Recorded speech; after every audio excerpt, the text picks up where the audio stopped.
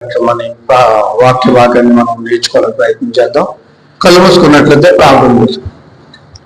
ప్రేమ కలిగిన తండ్రి, కృపగల నాయన, మీ ఉన్నతమైన ఘనమైన నామానికి లెక్కలేని స్తుతి స్తోత్రం చెల్లిస్తూ ఈ ఉదయకాల సమయంలో మీ సన్నిధానంలో మేమందరూ చేరి మీ గొప్పదైన వాక్య భాగంలో నుంచి కొన్ని విషయాలు మేము ఆలోచిస్తుండగా మా హృదయాలు తెరవండి, మా మనోనేత్రాలు తెరవండి.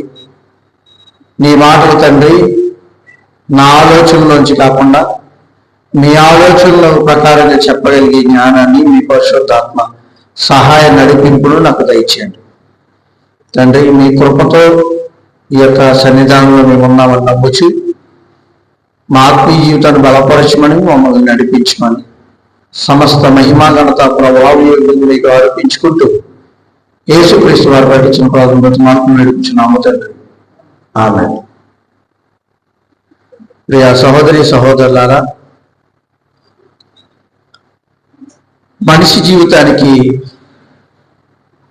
భక్తి జీవితానికి కావలసిన సంగతులు దేవుడు ప్రతి వారము మనల్ని నేర్పిస్తూ మనకి నడిపిస్తూ ఉన్నాడు. అయితే ఈ వారం మరొక సంగతిని మనం నేర్చుకోవడానికి ప్రయత్నించేద్దాం.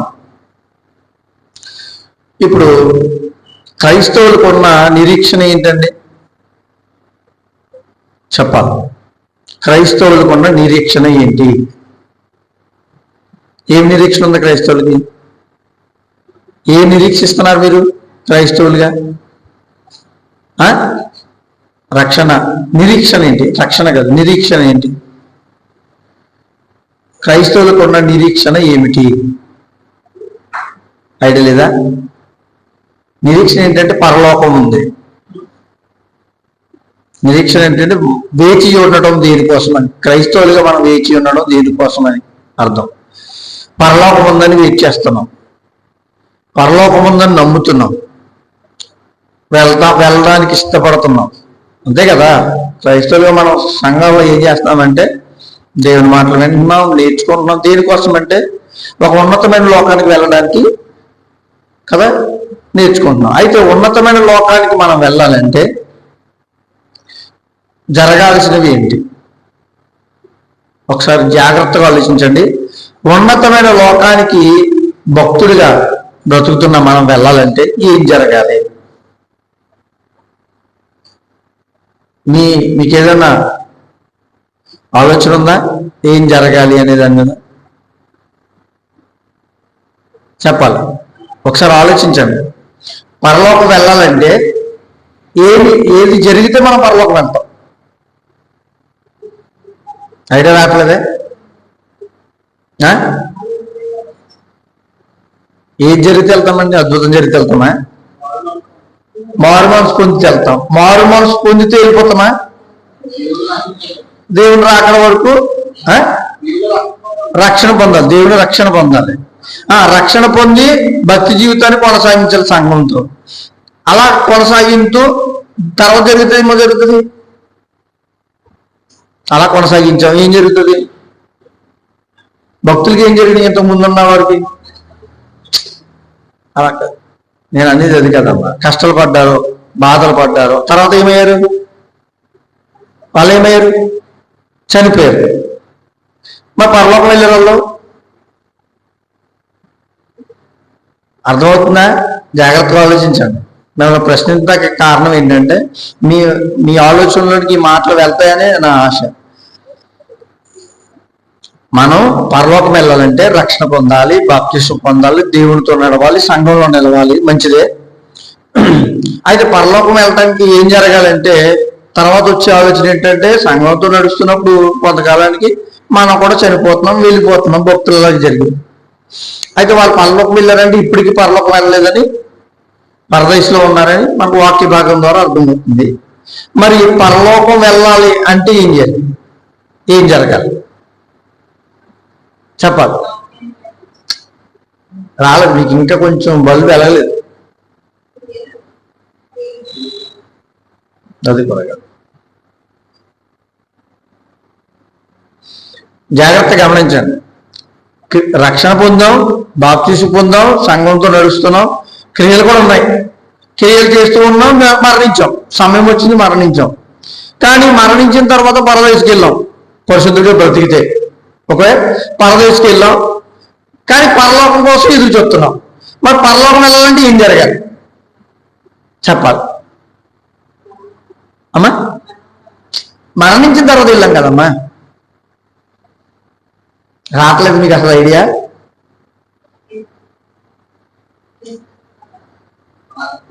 రాకడ ఉండాలండి. యేసుక్రీస్తు వారు రాకడ ఉంటేనే మన పరలోకం. మనమేంటి, పరిశుద్ధులేంటి, ఎవరైనా కానీ పరిశుద్ధులుగా జీవించి చనిపోయిన వాళ్ళు, సంఘంతో నడిచిన వాళ్ళు, సంఘంలో ఉన్నవాళ్ళు, పరలోకం వెళ్ళే స్థితిలో ఉన్న వాళ్ళు ఎవరైనా పరలోకం వెళ్ళాలంటే జరగాల్సింది ఏంటో తెలుసా? రాకడ జరగాలి. ఆ రాకడ గురించి కొన్ని విషయాలు మనం నేర్చుకోవడం ప్రయత్నం చేద్దాం. మేము ఆలోచింపజేశానని అనుకుంటున్నాను. అర్థమైందా? మళ్ళీ ఒకసారి చెప్పనా? ఓకే, ఆల్రెడీ 3 సార్లు చెప్పాను, బాగోదు ఎక్కువ సార్లు చెప్తే మీకు. కానీ ఇప్పటికే అర్థమై ఉండాలి. మనం రెండవ రాకడ అంటే వేరేంటి. మళ్ళీ యేసుక్రీస్తు వారు ఈ లోకానికి వచ్చారు, చనిపోయారు, లేచారు, తిరిగి వెళ్ళిపోయారు. అయితే ఇప్పుడు జరగాల్సిందేంటి? మరో రాకడ కావాలి. ఏంటది? దాన్ని ఏమంటారు? రెండవ రాకడ. యేసుక్రీస్తు ఇప్పుడు ఎప్పుడు రాలేదనుకోండి చర్చికి, మొదటిసారి వచ్చామనుకోండి, నేను మొదటిసారి వచ్చానండి చర్చికి అని అంటాం. రెండవసారి వచ్చినప్పుడు నేను రెండవసారి వచ్చాను. మూడోసారి నుంచి ఏమవుతుందంటే ఇంక పెద్దగా ఉండదు. అర్థమవుతుందా? అలాగే అంటే గుర్తింపు. మొదటిసారి యేసుక్రీస్తు వారు వచ్చి మనుషులకి ఏమి ఇచ్చారంటే రక్షణ. అయితే ఈ రక్షణ పొందుకున్న భక్తి కలిగిన జీవితంలో మరణం ఎదురైంది, వెళ్ళిపోయాము. పరిశుద్ధిగా బ్రతికాం కాబట్టి పరదేశకి వెళ్ళిపోయాము. తర్వాత పరదేశకి వెళ్ళిన వారు పరలోకం వెళ్ళడానికి అవకాశం ఎప్పుడు వస్తుంది అని అడిగితే, పరిశుద్ధులుగా బ్రతికిన మనందరము పరలోకం ఎప్పుడు వెళ్తాము అని అడిగితే, యేసుక్రీస్తు వారి రెండవ రాకడ జరగాల్సిన అవసరం ఉంది. అయితే ఈ రెండవ రాకడ గురించి లోకంలో ఎలాంటి పరిస్థితులు ఉన్నాయంటే, ఎలాంటి బోధలు ఉన్నాయంటే, చాలా కన్ఫ్యూజన్ చేసే బోధలు వచ్చేసింది. దేని గురించి? రెండవ రాకడ గురించి. ఒకసారి ఒక మాట చూద్దాం. ప్రకటన గ్రంథము 1వ అధ్యాయము 7వ వచనం. ఇదిగో ఆయన మేఘారుడై వచ్చుచున్నాడు, ప్రతి నేత్రము ఆయనను చూచును, ఆయనను పొడిచిన వారును చూచెదరు, భూజనులందరూ. ఆమేన్. ఇక్కడ యేసుక్రీస్తు వారంట ఎలా వస్తాడని చెప్పబడుతుంది? మేఘారుడై. మొదట ఎలా వచ్చారు? మొదటి రకంలో ఫస్ట్ ఎలా వచ్చారు భూమి మీదకి? ఆయన ఒక మనిషి రీతిగా వచ్చారు. కానీ ఇక్కడ వస్తున్న పద్ధతి, స్థితి చూస్తుంటే మారిపోయింది. అయితే ఈ స్థితి గురించి చాలా మంది ఎలా చెప్తున్నారంటే, కొంతమంది రెండవ రాకడ అయిపోయిందని కూడా చెప్పేవాళ్ళు ఉన్నారు. అర్థమవుతుందా? చెప్తాను మీకు. ఆ విషయాలు కూడా మేము జ్ఞాపకం చేయడానికి ప్రయత్నం చేస్తాం. జాగ్రత్తగా ఆలోచించండి. ఇక్కడ మనం తెలుసుకోవాల్సింది ఏంటంటే యేసుక్రీస్తు వారి రెండవ రాకడ గురించి. ఇప్పుడు ఈ రాకడ గురించి చాలా మంది ఎలా చెప్తున్నారు తెలుసా? ఈ రాకడ విషయాలు ఎలా చెప్తున్నారు తెలుసా? రహస్య రాకడ ఒకటి ఉంది, బాహ్య రాకడ ఒకటి ఉందంట. కనపడకుండా ఒకసారి వస్తారంట, అలాగే బహిరంగంగా కూడా. చాలా మంది చెప్తున్న విషయం ఇది చెప్తున్నాను, మనం చెప్పేది కాదు. అయితే ఈ రాకడ గురించి బైబిల్ ఏం చెప్తుందో ఒకసారి యోహాను సువార్త 14వ అధ్యాయం ఎలా సంబోధించాడు ఈ రాకడ గురించి కొన్ని విషయాలు చూసుకుని మనం ముందుకు వెళ్దాం. యోహాను సువార్త 14వ అధ్యాయము 3వ వచనం చదువుదాం.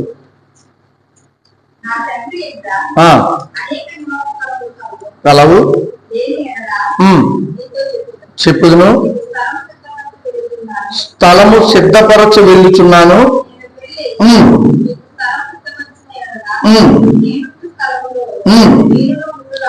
ఉండులాగున మరలా వచ్చి అంటే అర్థమవుతుందా? ఆల్రెడీ ఆయన వచ్చారు, వచ్చిన తర్వాత నేను వెళ్ళబోతున్నాను, వెళుతున్నాను, అక్కడ సిద్ధపరిచి తయారు చేసి మీకోసం మళ్ళీ, అంటే ఒకసారి వచ్చిన తర్వాతే రెండవసారి రావడానికి చెప్పడానికి, ఆ మాట చెప్పడానికి ఎలా ఉండాలంటే మొదటి వచ్చిన తర్వాత రెండవసారి వస్తానని చెప్పగలరు.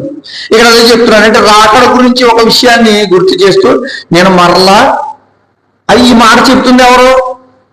యేసుక్రీస్తు వారే స్వయంగా ఆయన మాట్లాడుతున్నారు, రెండోసారి వస్తాను అని. అందుకే ఇక్కడ ఈ పదాన్ని మరొక మాట కూడా చూద్దాం. కొరింథీయులకు రాసిన పత్రిక ఇంకొక పదంతో ఇదే విషయాన్ని చెప్పడం జరిగింది. కొరింథీయులకు రాసిన మొదటి పత్రిక 1వ అధ్యాయము 7వ వచనం. ఇక్కడ మరొక పదంతో ఈ యొక్క విషయాన్ని చెప్పడం జరిగింది.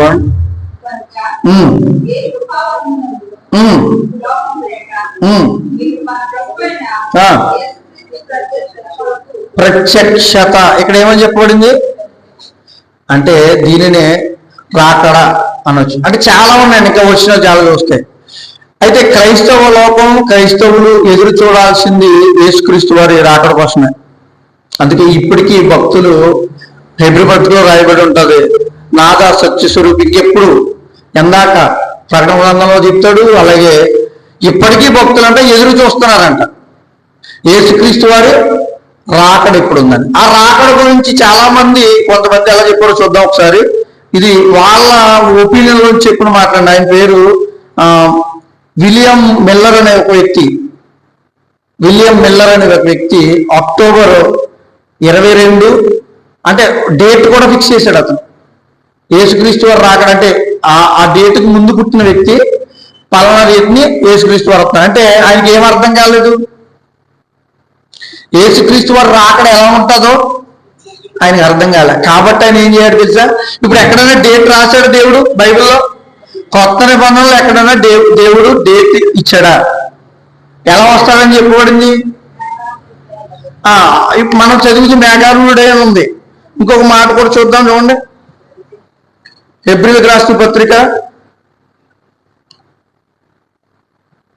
ఒకసారి యోహాను సువార్త 18వ అధ్యాయం.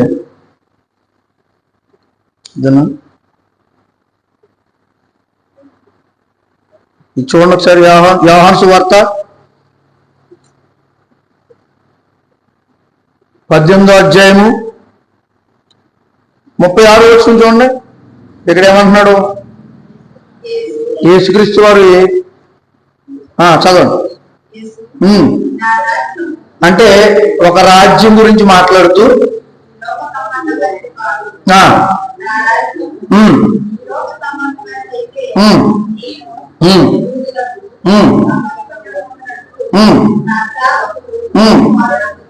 పోరాడుగురు కానీ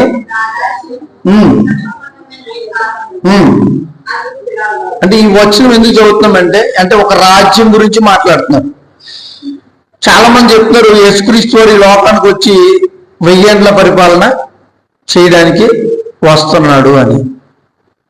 అయితే కొన్ని వచనాల్లో మనం చదివితే ఏమని చెప్తుంది? ఈ భూమిని సర్వమును ఏమైపోతాయంట? లయమైపోతాయను. మరి లయమైపోయిన తర్వాత యేసుక్రీస్తు వారు ఎక్కడ పరిపాలన చేస్తారు?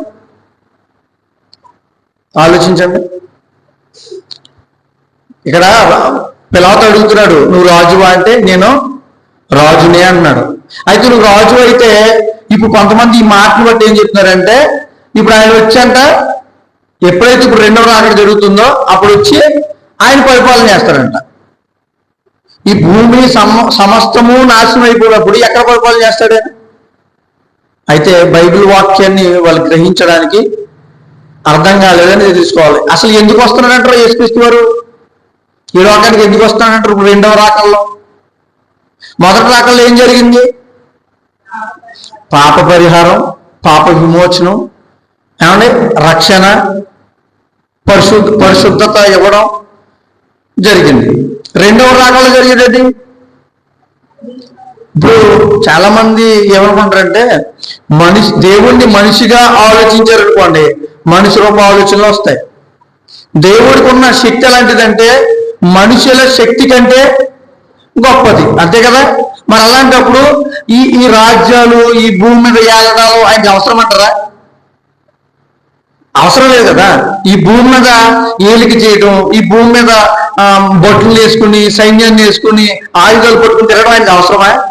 ఒకసారి ఆయన ఆయుధాలు ఏమున్నాయి భూమి మీద? సృష్టిలో ఆయన ఆయుధాలు ఏమున్నాయి? నువ్వు ఆగు అన్నాడు, వెంటనే ఆగిపోయింది. ఏంటది? ఒకవేళ ఇప్పుడు మనం మనుషులకు ఉన్నాం కదా, సముద్రం ఎదురొస్తుంది అనుకోండి, సముద్రం లేచి పక్కన ఉన్నాం, తుఫాన్ వస్తుంది, లేకపోతే ఏదన్నా సునామీ వస్తుంది అనుకోండి, మనం సముద్రంకి పర్లేదు ఉందంటాం, మనం వెంటనే ఏమవుతుంది, మనకి భయపడతాం.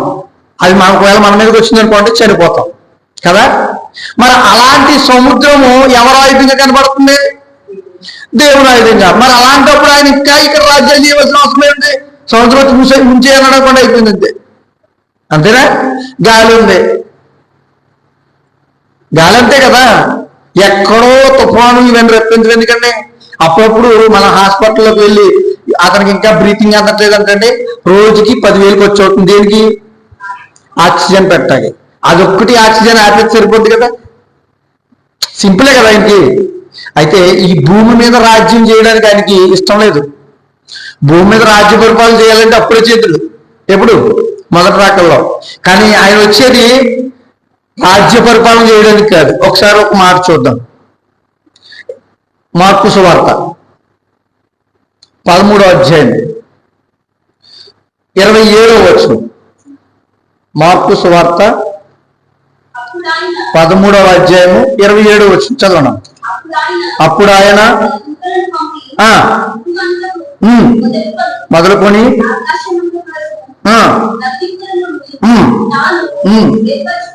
తాను ఏర్పరచుకున్న వారిని పోగు చేయించును.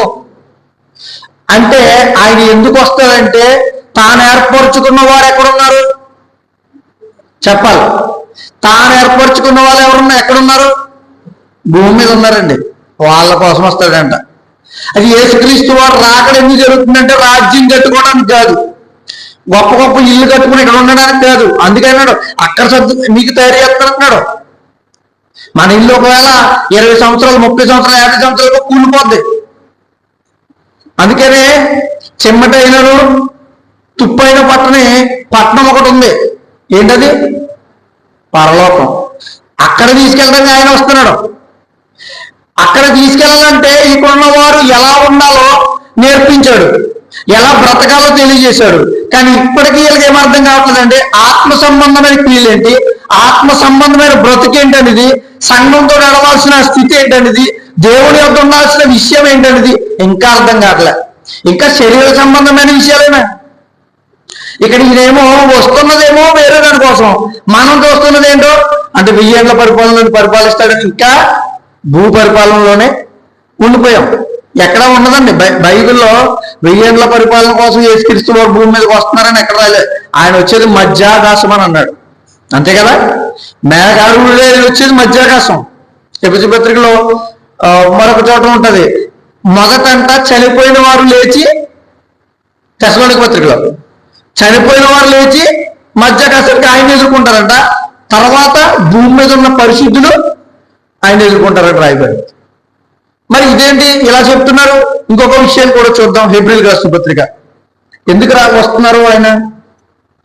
హెబ్రీయులకు రాసిన పత్రిక 9వ అధ్యాయము 28వ వచనం.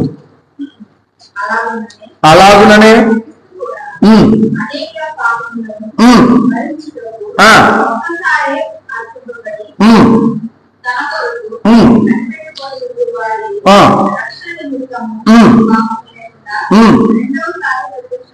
ప్రత్యక్ష మగునా ప్రత్యక్షం అవుతాడనుందా?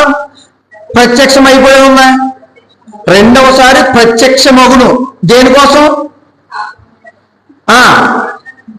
అలా కాదు, పైన తన కొరకు కనిపెట్టుకొని ఉండు వారి కొరకు.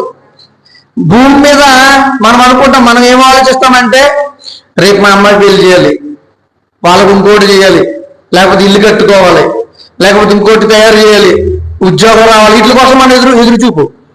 కానీ మనకు అర్థం కాని విషయం ఏంటో తెలిసే కొంతమంది అంట ఎవరి కోసం ఎదురు చూస్తున్నారంట?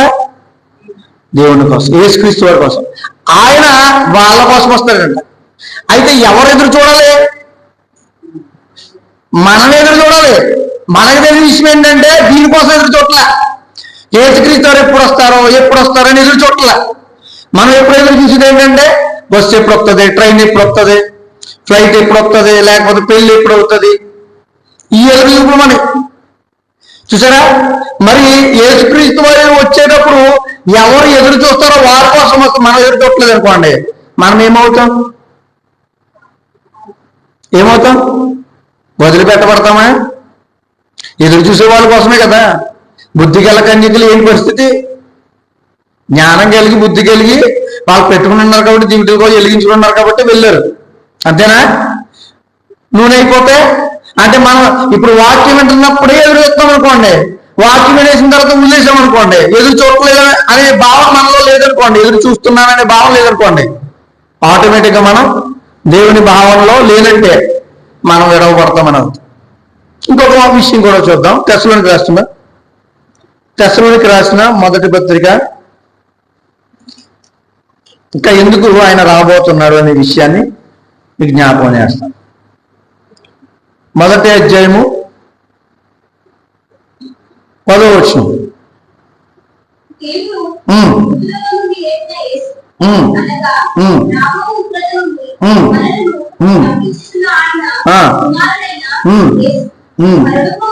పరలోకం నుండి వచ్చునని ఎదురు చూచుటకును తిరిగితురో అంటే మళ్ళీ ఒకసారి 2వ తెస్సలోనికి రాసిన పత్రిక ఇక్కడ చదవండి. మొదట చెప్పాలి వచ్చిన ఒక మాట. ఆ దినమున తన పరిశుద్ధులయందు మహిమపరచబడుటకును విశ్వసించిన వారి యందు ప్రశంసింపబడుటకును. అర్థమవుతుందండి? ఎందుకు రాబోతున్నాడంట? తన పరిశుద్ధులయందు మహిమపరచబడడానికి. ఇప్పుడు నిజంగా యేసుక్రీస్తు వారు రాకడం లేదని లోకమంతా అనుకుంటాం. అర్థమవుతుందా? కానీ దేవుని నమ్మిన వారు ఏమనుకుంటారంటే దేవుడి మీద ఆశ్రయించిన వారు, ఆయన అంటే భయము భక్తి కలిగిన వారు, ఆయన మాటల మీద గ్రహింపు ఉన్న వాళ్ళు ఏం చేస్తారంటే ఆయన వస్తాడు. ఇప్పుడు ఆయన రాలేదనుకోండి, లోకమంతా ఏమనుకుంటుంది? హేళన చేస్తుంది. ఆయన వచ్చారనుకోండి, మన ద్వారా అంట మహిమపరచబడుతుందంట. అంతేనా? పరిశుద్ధుల చదవండి మాట మళ్ళీ. పరిశుద్ధులయందు, తన పరిశుద్ధులయందు. మళ్ళీ పరిశుద్ధులంటే లోకంలో ఉన్న పరిశుద్ధులు వేరు, లోకానుసారంగా జీవిస్తున్న పరిశుద్ధత వేరు. తన పరిశుద్ధులయందు మహిమపరచబడుటకును విశ్వసించిన వారి యందు ప్రశంసింపబడుటకును. అంటే విశ్వసించిన వారు ప్రశంసిస్తారంట ఆయన్ని. దేవా, నిజంగా నీ రాకడ నాకు ఒక గొప్ప స్థితిని చేస్తుంది, నువ్వు వచ్చినందుకు చాలా స్తోత్రం నాయనా అని చెప్తారంట, ప్రశంసిస్తారంట. ఎవరు? ఆయన పరిశుద్ధుడు, అందుకు రాబోతున్నాడు. మరి లోకంలో ఉన్న బోధల విషయం ఆలోచిస్తే భయం కలుగుతుంది. ఇంకొక వ్యక్తి గురించి చెప్తున్నాను చూడండి. చార్లెస్ టీ వెస్సెల్ అని ఆయన అక్టోబర్ 1914లో వస్తాడని చెప్పాడట. వీరికి ఏం అర్థం కాలేదు?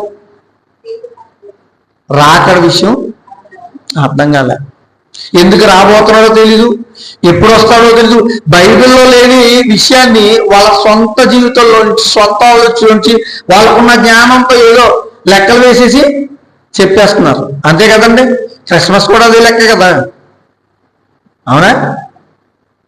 మరి ఏంటండి ఇలాంటి పరిస్థితులు? ఇంకా క్రైస్తవ్యం తెలుసుకోవాల్సింది ఏంటి, ఎదురు చూడాల్సింది ఏంటి, తెలుసుకుంటుంది ఏంటి? ఇంకొక విషయం కూడా చూద్దాం, ఆయన ఎందుకు రాబోతున్నారు. కొరింథీయులకు రాసిన మొదటి పత్రిక, కొరింథీయులకు రాసిన మొదటి పత్రిక. ఇవన్నీ విషయాలు చూస్తుంటే ఆయన రాకడ ఎలా ఉంటుందో, దేనికోసం వస్తున్నాడో నాకు అర్థమవుతుంది. కానీ లోకంలో ఉన్న కొన్ని పరిచర్యల్లో, కొన్ని సంఘాల్లో మాత్రం బోధ మారిపోయింది. కొరింథీయులకు రాసిన మొదటి పత్రిక 4వ అధ్యాయము 5వ వచనం చూద్దాం. ఉమ్, ఉమ్. అనగా ప్రభు వచ్చే వరకు తీర్పు తీర్చకుడి, ఆయన అంధకారమందలి రహస్యములను వెలుగులోనికి తెచ్చి హృదయములలోని ఆలోచనలను బయలుపరిచినప్పుడు ప్రతి వానికి తగిన మెప్పు దేవుని వలన. అంటే ఎందుకు రాబోతున్నాడంట? చదవండి మౌచనం బట్టి మళ్ళీ. సమయము రాకమునుకు అంటే సమయం రాబోతుంది, వస్తే అనగా ప్రభు వచ్చే వరకు. అంటే ప్రభు వస్తే ఏం జరుగుతుంది? దేనిని గురించి మీరు తీర్చుకుంటుంది. అంటే ప్రభుజనం రాబోతుంది, మీరు తీర్చేసుకోకండి. అయితే ఆయన అంధకారమందలి రహస్యములను వెలుగులోనికి తెచ్చి మన హృదయాల్లోనున్న విషయాలు ఆలోచనలన్నీనట బాహాటం చేసేస్తారు. చాలా మంది అనుకుంటారు, ఇప్పుడు సంఘంలో కూర్చున్నాం, మన ఆలోచనలు ఏంటమ్మా అన్నాం అనుకోండి, దేవుని వాక్యం వింటున్నానండి అని అనుకుంటాం. కానీ నిజంగా దేవుడు ఈ సమయంలో ఒక్క క్షణం ముందుకెళ్ళండి, ఒక అరగంట ముందుకెళ్ళండి, ఒక పావు గంట ముందుకెళ్ళండి. ఆ టైంలో మీ ఆలోచనలు ఏమున్నాయో ఎవరు తెలుస్తాయి? అవన్నీ ఎవరు చెప్తారంట? బట్టబయలు చేసేస్తారంట. అప్పుడు ఎలా ఉంటుంది మన పరిస్థితి? ఒకవేళ కొంతమంది నవ్వే ఉంటాయి, కొంతమంది బాధపడే ఉంటాయి, కొంతమంది వెర్రులుగా చూసే ఉంటాయి. అలాంటి ఆలోచనలు మన హృదయాల్లో ఉంటాయి. అంటే ఇక్కడే ఎలా ఉంటే మన లోపల జీవిస్తున్నప్పుడున్న ఆలోచనలు, దుర్మార్గపు ఆలోచనలు కూడా ఉండొచ్చు కదా ఒక టైంలో. ఆలోచించారా? అవన్నీ బట్టబయలు చేయడానికి వస్తున్నాడంటే జాగ్రత్త. మన ఆలోచనలు ఎలా ఉండబోతున్నాయో, ఎలా ఉంటున్నాయో, ఏం ఆలోచిస్తున్నామో, దేనికోసం ఆలోచిస్తున్నామో. ఇంకొక మాట కూడా చూద్దాం. తెస్సలోనికి రాసిన 2వ పత్రిక, తెస్సలోనికి రాస్తూ పౌలు గారు 2వ పత్రిక 1వ అధ్యాయము 7వ వచనం.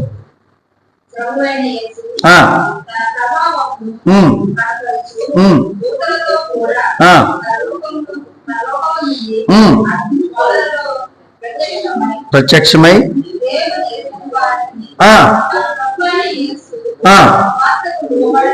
లోబడని వారికి బా అర్థమవుతుందా? చదవండి మళ్ళీ మాట. ప్రభువైన యేసు తన ప్రభావమును దూతలతో కూడా పరలోకము నుండి అగ్ని జ్వాలల్లో ప్రత్యక్షమై దేవుణ్ణి ఎరిగిన వారికి, మన ప్రభువైన యేసు సువార్తకు లోబడని వారికి ప్రతిదండన చేయునప్పుడు మిమ్మల్ని శ్రమపరచు వారికి శ్రమయు, శ్రమ పొందుతున్న మీకు మాతో కూడా విశ్రాంతి అనుగ్రహించుట దేవునికి న్యాయమే. ఎందుకు రాయబోతున్నాడంట? ప్రతిదండన ఒకడుందా? తీర్పు దినం, తీర్పు తీర్చడానికి రాబోతున్నాడు. ఆ రోజు ఏముంటుంది? ప్రతిదండన ఉంటుంది. అగ్ని జ్వాలలోంచి అంట. సహజంగా రాడండి ఆయన. ఇంతవరకు మనం యేసుక్రీస్తు వారిని ఎలా చూసామంటే ఒక దేవుడిగా, మంచి దేవుడిగా, ప్రేమ కలిగిన దేవుడిగా, ఎంతో సహింపగలిగిన దేవుడిగా, లోకానికి కొత్త వరవడిని చూపిన, అంటే ప్రేమ, సహనము, ఏమంటే చెంప మీద కొడితే మరో చెంప చూపి, ఇలాంటి పదాలతో యేసుక్రీస్తు వారిని చూడటమే జరిగింది. ఈ రెండవ రాకడ అయితే ఎలా ఉంటుంది? ఓన్లీ ఇంకోసారి టైం ఇస్తానంటాడా? ఖలాస్ అయిపోయింది, ఇంకా ముగించుకోండి, తీసుకెళ్ళి అక్కడికి వెళ్ళి పళ్ళు కొరకండి అంటాడు. ఎక్కడికి వెళ్ళి? యాపిల్ పళ్ళు కాదు. ఏ పళ్ళు కొరుకుతారు అక్కడ? ఫ్రూట్సా? పళ్ళు కొరుకుతాయి. ఏముంటది అక్కడ? వేదనకరమైన స్థలంలో అగ్ని ఆరదు, పురుగు చావదు, పళ్ళు కొరుకుతాయి, బాధపడుతాయి.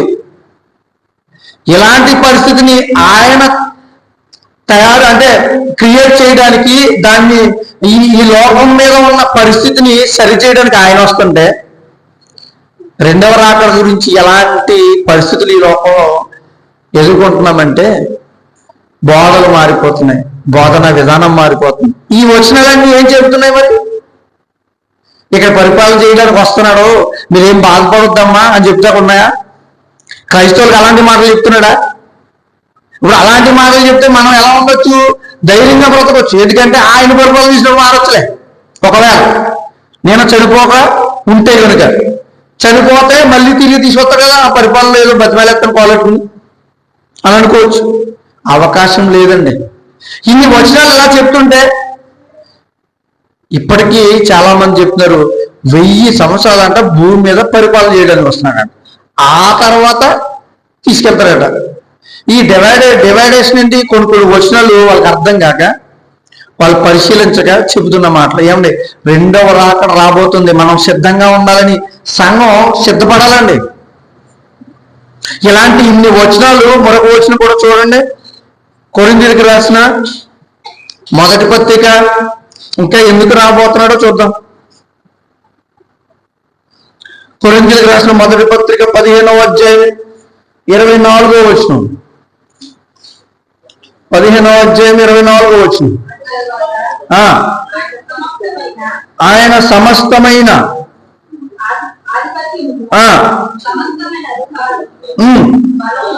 బలమును కొట్టివేసి, ఇప్పుడు లోకంలో ఏ అధికారం ఉంది? లోకంలో ఏ అధికారం ఉంది చెప్పాలి? గల్ఫ్ దేశాలు వెళ్ళామనుకోండి, రాజరిక పరిపాలన ఉంది, తెలుసా? ఇప్పుడు చైనా అలాంటి దేశాలు వెళ్ళామనుకోండి, అక్కడ ఏముంది? కమ్యూనిస్ట్ పరిపాలన ఉంది. ఇండియాలో ఏముంది? ప్రభుత్వ పరిపాలన ఉంది, అవునా? ఆయన ఏం చేస్తారంటే వచ్చి సమస్తమైన ఆధిపత్యం, అంటే ఈ లోకం మీద, భూమి మీద ఉన్న మనుషులు ఏలుతున్న అధిపతులు, అధికారాలు ఏమున్నాయో వాటన్నిటినీ తీసేసి, చదవండి, బలము కొట్టివేసి, ఏ రాజ్యం అది? ఏదో దేవుని రాజ్యం అంటే ఏంటి? దేవుని రాజ్యం అనగానేమి అని క్వశ్చన్ వచ్చింది అనుకోండి, ఏం చెప్తారు? దేవుని రాజ్యం ఏంటి ఉంటుంది? దేవుని రాజ్యమేనండి. సిల్లి చెప్పండి, ఎక్కడ ఉంటుంది అది? దేవుని రాజ్యం ఎక్కడ ఉంటుంది చెప్పాలి? పరలోకమా? ఆయన మరి దేవుని రాజ్యాన్ని అప్పగిస్తాక రాబోతున్నాడంట. పరలోకంలో రాజ్యం ఉంటే ఆయన ఎక్కడి నుంచి చెప్తాడు అమ్మా? అది కరెక్ట్. దేవుని రాజ్యం ఏంటో తెలుసా? దేవుని రాజ్యంలో ఏ మాటలు ఉంటాయి? ఇప్పుడు ఎక్కడున్నాం మనం? ఏ మాటలు వింటున్నాం అంటే ఎక్కడ ఉన్నట్టు అర్థమవుతుందా? రాజ్యంలో ఉన్నాం. ఇదే రాజ్యము. ఏది రాజ్యము? దేవుని సంఘమే రాజ్యం. ఇక్కడ ఏ పరిపాలన ఉన్నావో తెలుసా? దేవుని పరిపాలన ఉంటది. మనకైతే తెలియదు, కొన్ని రంగాల్లో కొట్టేసుకుంటున్నారు. నాకు అది సీట్ ఇవ్వట్లేదు, నాకు ఈ పలుకు కూడా ఇవ్వట్లేదు, నాకు పేరు ఇవ్వట్లేదు అని. అసలు ఇక్కడ ఎవరికి అధికారం ఉన్నది? ఇక్కడ సంఘంలో దేవుని అధికారం ఉంది. ఈ అధికారం పట్టుకెళ్ళి ఎవరికి అప్పగింటాడంటున్నాడు ఆయన? యేసుక్రీస్తు రాకల్లో ఈ అధికారాన్ని తీసుకెళ్లి, సంఘాన్ని, ఈ రాజ్యాన్ని తీసుకెళ్లి అప్పగింపబోతున్నాడంట. అర్థమవుతుందా? ఇన్ని కార్యక్రమాలు, ఇన్ని పర్టికులర్ విషయాలు చెబుతూ దేవుడు నడిపిస్తుంటే, మన ఆత్మీయ జీవితాన్ని మనల్ని బలపరుస్తుంటే, ఎన్ని వచనాలు, ఎన్ని అధ్యాయాలు, ఎన్ని మాటలు, ఎన్ని పరిస్థితులు మన ఆత్మీయ జీవితాన్ని బలపరుస్తూ ఉంటే, మరి ఎందుకు? ఇప్పుడు ఇంకొక మాట కూడా చూపిస్తాను. ఇలా 1000 ఏళ్ల పరిపాలన అంటున్నారు కదా కొంతమంది. మరి ఇక్కడ ఒక మాట మాట్లాడేది చూద్దాం. ప్రకటన గ్రంథము 11వ అధ్యాయము 15వ వచనం. జాగ్రత్తగా ఆలోచించండి అమ్మా. మీరు ఇన్ని వచనాలు తీయడానికి కారణం ఏంటంటే, యేసుక్రీస్తు వారి రాకల్లోని విషయాలు మీకు విశ్లేషించడానికి ప్రయత్నం చేస్తున్నాను. ఏదో సింపుల్ గా చెప్పేసి వెళ్ళిపోయాను అనుకోండి, మీకు అర్థం కాదు. 11వ అధ్యాయము 15వ వచనం. బోర ఊదినప్పుడు ఉండేది ఆ శబ్దములు, ఈ లోక రాజ్యము మన ప్రభు రాజ్యము, ఆయన క్రీస్తు రాజ్యమును ఆయన యుగ యుగముల వరకు. మరి 1000 ఏళ్ళు పరిపాలన ఏంటి? ఆయన ఎంతకాలం వెళ్తాడండి? యుగ యుగములు ఏలాలి. ఎక్కడ ప్రేమపడుతుంది ఈ రాజ్యం? ఈ రాజ్యం తీసుకెళ్ళంట తండ్రికి అప్పగించి అక్కడ ఏలుబడి చేస్తాడండి. ఏమని? ఎంతకాలం చేస్తాడు? ఇన్ఫినిటీ.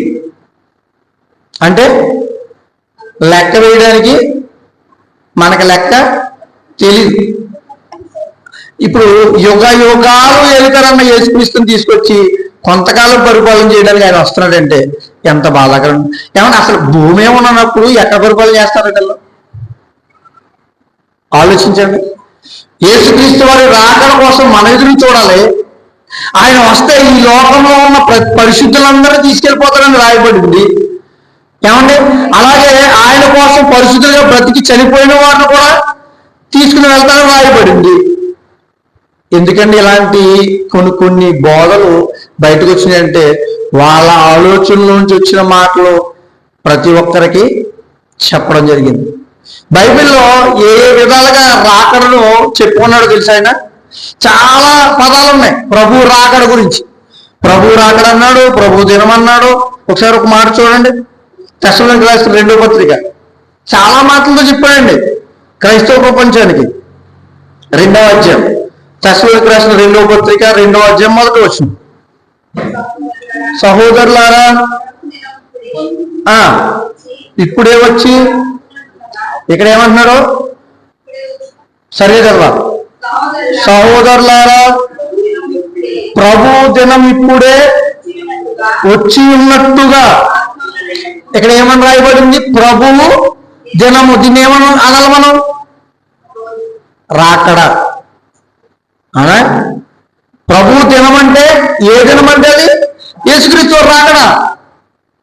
ఇంకొక మాట కూడా చూడండి, హెబ్రీయులకు రాసిన పత్రిక 10వ అధ్యాయం 25వ వచనం.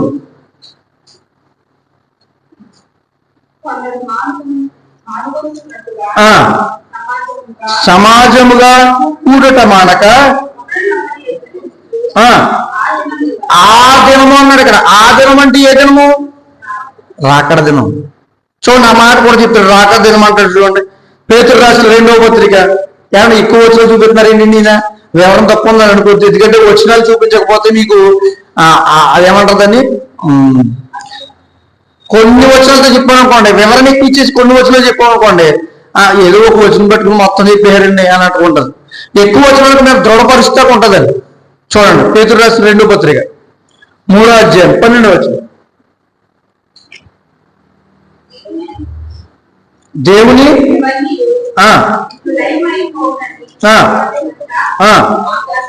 ఆకాశములు ప్రభువులు కొని, ఇక్కడ చూసారా, మహావేంద్రముతో చూసారా ఏమైపోతుంటే పంచభూతాలు అంటే ఏంటి? భూమి, గాలి, నిప్పు, నీరు, ఆకాశం. వీటిని ఏమంటారు? ఐదు పంచ అంటే అయితే కదా పంచభూతాలు అంటారు. ఇవన్నీ ఏమవుతాయంట? మరి గాలి లేకపోతే భూమి మీద మనిషి ఎలా ఉండగలుగుతాడు? ఉండలేడు. నిప్పు లేకపోయినా ఉండలేడు, నీరు లేకపోయినా ఉండలేడు, ఆకాశము లేకపోయినా ఉండలేదు. తెలుసా, ఆకాశంలో మనకు పని ఉండకుంటామేమో. ఆకాశం లేకపోతే మనం ఉండగలమే? ఆకాశంలో ఏముంటది చెప్పాలి? ఆకాశంలో మనకు ఉపయోగపడేది ఏముంది? ఆకాశము నేను జాగ్రత్తగా ఆలోచించు. కిరణ జన్య సంయోగ క్రియ తెలుసు కదా, జరగాలంటే ఏముండాలి చెప్పాలి? కిరణ జన్య సంయోగ క్రియ. ఆ మాటలోనే పదంలోనే ఉంది. అక్కడ కిరణాలు ఎక్కడి నుంచి వస్తాయి? సూర్యుడు లేకపోతే భూమి మీద ఏది మొలదో. మనిషి ఎలా ఉండగలుగుతాడు? అందుకే చిన్నపిల్లలు తీసుకెళ్ళి పుట్టిన తర్వాత ఎక్కడ పెడతారమ్మా? పెద్దోళ్ళు చిన్నపిల్లలు తీసుకెళ్ళి కాసేపు పొద్దున్నే ఉదయాన్నే, ఎందుకని? కిరణాలు పడాలని. ఆ సూర్యుడు లేకపోతే ఆకాశంలోనే కదా సూర్యుడు ఉండేది. పోనీ ఆకాశం లేకుండా దగ్గరకు వచ్చేసుకున్నాడు మనం ఏమవుతాం? తెల్లగా అయిపోతాం కదా, బొగ్గు అయిపోతాం. మామూలు ఇప్పుడు ఎండాకాలమే ఈ వేడి తట్టుకోలేకపోతున్నాం. ఎంత డిగ్రీ ఉంది, ఎంత డిగ్రీ వేడి ఉందండి బాబు, తట్టుకోలేకపోతున్నాం, ఇసురుకోలేకపోతున్నాం, కరెంట్ ఆగిపోయింది, రాత్రి నిద్ర లేదు. ఇలాంటి మాటలు మనకి చూసారా? ఏది లేకపోయినా మనిషి భూమి మీద ఉండలేడు. చదవండి అన్నమాట, చదవండి అక్కడ. ఇవన్నీ ఇట్లు లయమైపోవునవి కనుక ఆకాశంలో రవులుకొని లయమైపోవునట్టు పంచభూతలు మహావేంద్రంతో కరిగిపోవునట్టు. ఏమన్నా ఇవన్నీ అంట అవి కరిగిపోవడానికి, అవి పాడైపోవడానికి దేవుని దినపు రాకడ కొరకు ఏమంది ఏంటండి? మరి మనం ఏంటి? అవే ఎదురు చూస్తున్నాయిగా. పంచభూతాలు ఈ లోకంలో సర్వ సృష్టి ఎదురు చూస్తుందంటే ఎవరి కోసం? యేసుక్రీస్తు రాకడ కోసం. మరి ఇదేంటి? మనం మాత్రం ఏం చూస్తున్నాం? మన ఆలోచన మనకు తెలుసు ఎన్నెన్ని ఉంటాయో. మనకున్న పనులు, మనకున్న ఆలోచనలు, మనకున్న ఆశలు, అది ఎప్పుడు జరుగుతుందో, ఇది ఎప్పుడు కొనుక్కుంటానో, అది ఎప్పుడు నాకు చేయగలుగుతానో, ఎంత కష్టపడుతూ ఉన్నాం వాటి కోసం. దేవుడి దినపు రాకడ కోసం ఏం కష్టపడుతుందో చెప్పండి. ఆదివారం వచ్చి ఒక గంట కూర్చోవడం తప్ప. అర్థమవుతుందా? చూసారా? యేసుక్రీస్తు వారి రాకడ కోసం ఎంత ఎదురు చూడాల్సిన బాధ్యత ఉందో. సృష్టి ఎదురు చూస్తుందంట. సృష్టి రాకడ కోసం, యేసుక్రీస్తు వారి రాకడ కోసం ఎదురు చూస్తుందంట. మనమైతే ఇప్పుడు చూడండి, లోకంలో ఉన్న వ్యక్తులు వాళ్ళ పనులు వెళ్ళిపోతున్నారు. మనం ఏమనుకున్నామంటే వాళ్ళకంటే నేను బెటర్, ఎక్కడ ఉన్నాను సరే దానిలో, కానీ ఈ దేనికోసం ఎదురు చూస్తున్నా? సమాధానం లేదు. డాష్ ఇప్పుడు మీకు చెప్పాను కాబట్టి వచ్చేస్తుంది. కానీ ముందు సంఘానికి వచ్చారు, మీకు ఏ ఆలోచన ఉందండి? దేవుడు యేసుక్రీస్తు రాకడ కోసం ఎదురు చూస్తున్నాను, అందుకు వచ్చి సంఘానికి వచ్చాను అంటున్నారా? మీరు అనుకున్నారా? పోనీ ప్రతి వారం అనుకుంటారు, కొన్ని వారానికి ఒకసారి అనుకుంటారా? ఎప్పుడు అనుకుంటారు తెలుసా? ఈ రెండవ రాకడ అనే మాట విన్నప్పుడే యేసుక్రీస్తు రాకడ ఉంది, అప్పుడు గుర్తొస్తుంది మనకి. క్రైస్తవ జీవితమే దేనితో ముడిపడి ఉందో తెలుసా? క్రైస్తవ బ్రతుకు దేనికి ముడిపడి ఉందో తెలుసా? యేసుక్రీస్తు వారి రాకడకు. ఈ భక్తి జీవితం ధన్యకరం అవ్వాలంటే ఆయన రాకడ రావాలండి. తర్వాతే మనకి ఆ పరలోకంలో వెళ్ళిన తర్వాత హ్యాపీగా బ్రతకాలి, ఏ కష్టాలు ఇబ్బందులు లేకుండా. మనిషి ఏమనుకుంటాడంటే, భూమి మీద ఏమనుకుంటాడంటే, ఏ బాధ లేకుండా బ్రతికితే సరిపోద్ది అంతేనండి అంటావా? కానీ బాధ లేకుండా ఉంటావా? డబ్బు, ఆస్తి, సంపన్నము అన్నీ ఉన్నాయి, ఏ బాధ లేకుండా ఉంటామా? ఏదో సమస్య ఉంటాయి. కానీ వీటన్నిటి నుంచి విడుదల పొందాలని ప్రతి మనిషికి ఉంటుంది. కానీ పొందలేము, భూమి మీద పొందలేమండి. కానీ పొందాల్సిన స్థితి ఎవరిస్తారో తెలుసా? యేసుక్రీస్తు వారి రెండవ రాకడ జరుగుతుంది, అక్కడ ఉందండి. ఇలాంటి విషయాలు బైబిల్లో ఇన్ని ఉండగా చాలా మంది కొన్ని తప్పుడు బోధలు చేస్తున్నారు. మన మధ్య కూడా రాబోతారేమో చెప్పలేము, వింటూ ఉన్నాం అక్కడక్కడ. దయచేసి జాగ్రత్తగా ఉన్నాం. ఈ మాటలు మనకి ఇప్పుడు ఏం నేర్చుకున్నాయంటే, ఇప్పుడు నేర్చుకున్నాం, తెలుసుకున్నాం. యేసుక్రీస్తు వారి రాకడ విషయాలు, చాలా విషయాలు చెప్పాడు. ఏ విధంగా వస్తాడో, ఎందుకు వస్తున్నాడో చెప్పాడు. మేఘం మీద వస్తున్నాడంట. అదే కదా మనం మొదటి చదువు. చూడండి, ప్రకటన గ్రంథం 1వ అధ్యాయం 7వ వచనం మళ్ళీ ఒకసారి చూద్దాం. ప్రకటన గ్రంథం 1వ అధ్యాయం 7వ వచనం ఒకసారి మళ్ళీ చూద్దాం. ఇదిగో ఆయన మేఘారూఢుడై వచ్చుచున్నాడు. సరిపోద్ది. మేఘారూఢుడై వచ్చుచున్నాడంట. ఆయన వచ్చేది అర్థమవుతుంది. అంతేకాదు, ఆయన ఎందుకోసం ఈ భూమి మీదకి వస్తున్నాడో కూడా చెప్పాడు దేవుడు. సరే, వచ్చిన ఆయన ఏం చేయబోతాడో కూడా అర్థమవుతుంది కదా. పంచభూతములు ఆయన రాకతో ఏమవుతున్నాయి? లయమై మిక్కుటమైన వేండ్రము అన్నాడు. అంటే ఆ శబ్దానికి మనం ఇప్పుడు మనిషి ఎంత శబ్దం వినగలదో తెలుసా? 70 సింబల్స్ ఇది అంటారు కదా, అంతవరకు సౌండ్ వినగలదు. అందుకే ఎప్పుడన్నా బాగా సౌండ్ వస్తుంది అనుకోండి, మనం అక్కడ వెళ్ళినప్పుడు ఇలా చెవులు మూసుకుని పక్క వచ్చేస్తాం. ఎందుకని? అంతకు మించి సౌండ్ని మనం వినలేము. ఈ సృష్టి అంతానంట చాలా ఎక్కువ సౌండ్తో పాడైపోతాయంట యేసుక్రీస్తు వారి రాకడలో. ఇన్ని విషయాలు మనకి ఏం నేర్పిస్తున్నాయంటే, అక్కడ సిద్ధంగా ఉంది. నేడు రేపు పాట పాడతాం. నేడు రేపు నా ప్రియుడేసు వస్తున్నాడని పాడతాం, కానీ సిద్ధంగా ఉన్నాడని పాడం. సిద్ధపడదామండి. సిద్ధపడడానికే ఈ దేవుడు ఈ రోజు మనకి ఈ మాటలు నేర్పిస్తున్నాడు. సరే, ఒక బోధ వచ్చిందని మీకు తెలియజేయడం అయితే జరిగింది, కానీ ఆ విషయం పక్కకు పడితే ఎక్కడో లేదండి, మన పక్కనే ఎక్కువ కొన్ని జీడిఎం సంఘాలు కానీ, పెంతుకొస్తు సంఘాలు కానీ, ఈ సంఘాలు అదే ఉంది బోధ. అర్థమవుతుందా? దయచేసి గమనించండి. యేసుక్రీస్తు వారి రాకడలో జరిగేది ఏంటి, మనం ఎలా ఉండాలి? సిద్ధపడాలండి. బట్టలు అవి సర్దుకోవాలిగా. ఇప్పుడు ఏదన్నా ఊరు వెళ్ళాలనుకోండి, ఏం చేస్తాం? బట్టలు ఒకటే సర్దుకుంటామా చెప్పండి? బట్టలు ఒకటే సర్దుతారా? ఇప్పుడైతే గత రోజులైతే వేరనుకోండి, ఇప్పుడైతే ఏం తెలుసా? ఫోన్ ఉందా, ఫోన్ ఛార్జర్ ఉందా, ఇయర్ పోడ్స్ ఉన్నాయా, ముందే చూస్తాం. బట్టలు పక్క పెట్టిన ముందు, అప్పుడు షూస్, ఇంకా కావాల్సిన ఏంటి? దుప్పటే. ఒకవేళ ప్రయాణంలో ఇబ్బంది అవుతుందేమో, తింటాక ఏమైనా కావాలేమో తిండి, ఇంకా ఏం చూస్తాం? ఇంకా ఎన్ని వచ్చేసినాయండి బాబు. ఇప్పుడు ఏదైనా ప్రయాణం చేయాలంటే ఒకవేళ సౌండ్ వచ్చేటప్పుడు శబ్దాలు రాకుండా చెవి మూసుకుని చోటు వచ్చింది. ఇంకా ఒకవేళ లైటింగ్ ఏమైనా కనపడుతుంది, లైటింగ్ లో నిద్రపోవడానికి కంటికి కట్టుకుని చోటు వచ్చింది. ఎన్ని వచ్చినాయి ఏంటి ఒక చిన్న ప్రయాణానికి? మరి లోకము దాటి ప్రయాణం వస్తుంది, దానికోసం మనం ఏం సిద్ధపరచాం? ఏముందండి, ఆదివారం ప్రార్థనకి వెళ్తున్నానండి, అమ్మాయ చాలా మంచి పని చేస్తున్నాం. ప్రార్థనకి వెళ్ళిపోతామా? బ్రతుకు ఎలా ఉంది? నీ ఆలోచన ఏమై ఉంది? నీ సమాధానం ఎలా ఉంది? దేవుడితో కలిసి బ్రతికే నీ అనుసంధానమైన జీవితం ఎలా ఉంది? సంఘంతో నీ యొక్క తోడ్పాటు ఎలా ఉంది? సంఘంతో నీ ఉండాల్సిన స్థితి ఎలా ఉంది? ఇవన్నీ ఉండాలా? అందుకే నేను ఎప్పుడు అంటాను, సంపూర్ణులగుటకు సాగిపోదము అంటాడు పౌలు గారు. ఏమవ్వాలంట? మనం సంపూర్ణులు అవ్వాలంట. సంపూర్ణులు అంటే ప్రతి విషయాల్లో నిందారహితులను, నిష్కలంకులను, అనింద్యులనై బ్రతకాలని దేవుడు కోరుతున్నాడు. అలా బ్రతకడానికి ప్రయత్నం చేయాలండి ఈ జీవితంలో. మనం ఆ విషయాలు ఏం పట్టించుకోం, కానీ ఈరోజు ఏ వాక్యం విన్నాం అని అడిగామనుకోండి, ఇంటికి వెళ్ళిన తర్వాత చాలా బాగా చెప్పారండి మాస్టర్ గారు. ఏం చెప్పారు? చాలా బాగా చెప్పారని చెప్పానా? పక్కింటి ఆవిడ వచ్చి అడిగింది అనుకోండి, ఏమంటాం? ఒకవేళ మన మాట ఇంటికి వెళ్ళినాక ఏముంటాయంటే, అసలు ఈ విషయాలు ఉండవనుకోండి. ఒకవేళ ఇంటి పక్క ఆవిడ వచ్చి ఈ రోజు మీ పాస్టర్ గారు ఏది అంటే, ఇక్కడ ఆవిడ ఉందనుకోండి, వేరే చర్చికి వెళ్ళే వాళ్ళు ఉంటుంటారు. ఈ రోజు మీ పాస్టర్ గారు ఏం చెప్పారమ్మా అని ఎప్పుడైనా అడుగుతారా? తక్కువ.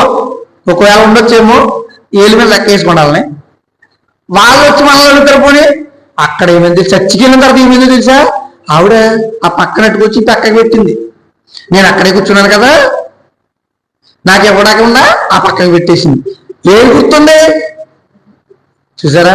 ఎక్కడ కూడా సన్నిధానంలో కూడా. మరి రాకడ శబ్దం ఏది? వచ్చేసరి రానకుండా అక్కడ మధ్యలోకి వచ్చి లేదు ఈ మనిషి ఇక్కడ ఏం చేసినా కూడా రాగండి, జయబాగండి, ఏ క్రీస్తు వారు. ఆ డైప్ అయిపోయింది జీవితం. దయచేసి ఆలోచిద్దాం, మన ఆత్మీయ జీవితాన్ని భద్రపరుచుకున్నాం. పక్క ఆవిడ నిద్ర ఏం తెలుసా? మరి నువ్వేం చేసావు? ఆవిడ నిద్ర అవుతుందో చూసాను, నిద్ర అవుతుందో లేదు, వాక్యం వెళ్ళా. దయచేసి ఆలోచిద్దాం, రాకడకు సిద్ధపడదాం, మన ఆత్మీయ జీవితాన్ని బలపరుచుకుందాం. ఓకే, మనమందరం కూడా దేవుని రాకడకు, యేసుక్రీస్తు వారి రెండవ రాకడకు ఉన్నది, దానికోసం ఎదురు చూడాలి. అలాంటి ఆ రాకడ ఈ లోకంలో ఆయన ఉండడానికి రావట్లేదు. ఎందుకంటే ఈ లోకం ఆయనకి ఇష్టమైనదైతే కాదు. ఈ లోకంలో ఏముంది? ఈ లోకంలో ఉన్నదంతయు శరీరాశయు, నేత్రాశయు, జీవ కుటుంబం ఎక్కడుంది? మరి ఇలాంటి లోకం ఆయన ఎందుకుంటాడు? ఉండడు. అవన్నీ తుడిచేసే లోకం ఎక్కడుంది? ఇప్పుడు ఈ లోకాన్ని మళ్ళీ మార్చుకోవాల్సిన అవసరం ఉంది. ఆయన పరలోకం నడతకి వెళ్తున్నానని చెప్తున్నాడు కదా, మన కోసం సిద్ధపెడుతున్నాడు. అక్కడికి వెళ్తే ఇక్కడికి వచ్చి ఆయన పరిపాలన ఎందుకు? గమనిద్దాం, ఆలోచిద్దాం, సిద్ధపడదాం, సంసిద్ధులు అవుదాం, పరిపూర్ణ అవడానికి సాగిపోదాం. ఈ చిన్న వాక్యము మన హృదయాల్లో దేవుడు ఫలింపజేయనుగాక. చిన్న ప్రార్థన చేసుకుందాం. ప్రేమల తండ్రి, మహోన్నతుడా, మీ ఉన్నతమైన మాటలు మేము ఆలోచించడానికి మీరు మా అందరికి ఇచ్చిన అవకాశాన్ని బట్టి స్తోత్రాలు.